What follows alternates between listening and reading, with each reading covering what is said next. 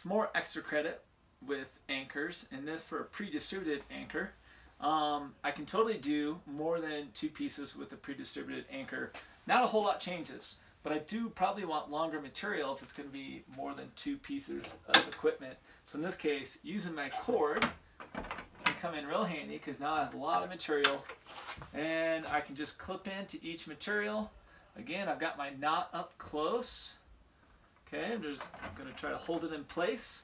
A little trick to help holding it in place is I can clove hitch that knot next to that piece of gear. Okay, nothing wrong with doing this, and it has a lot of advantages in just keeping that up there. Now I can pull that master point down, try to get to where I want. Pull it, kind of play the guitar strings here, as we say, till I just see if I got all 3 legs of the anchor reasonably distributed. That can be a great anchor. It's something that we do a lot in climbing, particularly for traditional climbing. We often teach people to err on the side of being conservative. Place 3 pieces of gear in your gear anchors. With bolts, we don't worry about it as much, but it certainly happens when you're out there climbing, particularly multi-pitch, where you might have 3 bolts at an anchor.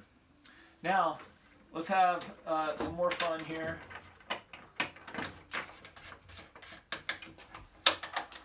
Sometimes we have things that happen with our anchors where we want to incorporate all 3 of these bolts, but I know this is going to be hard to tie. This is probably not going to work out that great. I'm probably not going to be able to pull this and tie a knot effectively, right? And as you can see, it's really, really difficult. Really can't get that pulled through. So if I want to try to incorporate all 3 pieces, I've got some options. Now, if I had my cordelette, that might be my best option. But if I don't, I could decide, well, these maybe are the 2 oldest looking bolts, maybe the bolts that I'm least confident in. So I can isolate those, okay? Now I could use this shoulder length sling. I could tie an overhand knot in there and pre-distribute that, okay? And that's actually working pretty well because the bolts are pretty close to each other, okay? I could clip into that. Now I've got 2 anchor points. But one of them has 2 bolts. I should say I have 3 anchor points. I have 2 legs down here where my master point. And here, half of my load is on this anchor, 25% is on this anchor, and 25% is on this bolt.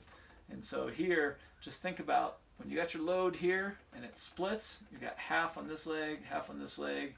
This goes up, and now it splits again, half and half.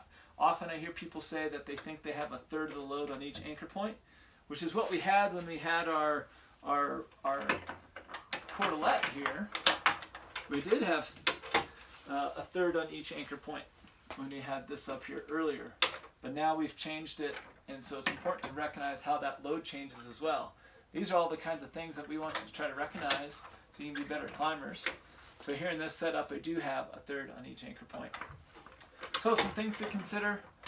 You can even get crafty like so. Let's say these 2 bolts were just far enough apart that you couldn't get this knot tied in there like we did before with that purple sling. And you're like, gosh, like maybe, and this happens a lot. I see this a lot where you've got 2 older bolts and then someone puts in a new bolt. So you want to like use all 3, but you want to just distribute your loads appropriately. And again, I see this a lot. So you could say, well, I'm going to do a sliding X here. Okay. Maybe you decided you couldn't really get that knot in there. Now, here is where we will tie some extension limiting knots or load limiters.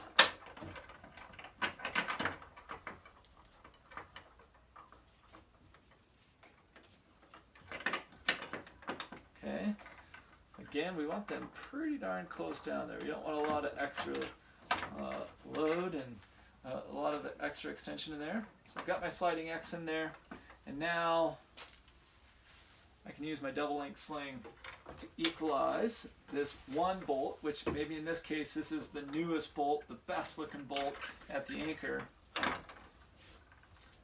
Now I can tie my overhand or my figure eight, and again, now I've got half my load here, the other half running up here, and then getting split, so there's a quarter and a quarter on each bolt. But if these were the two older bolts that I was worried about, maybe that's the consideration I want to make.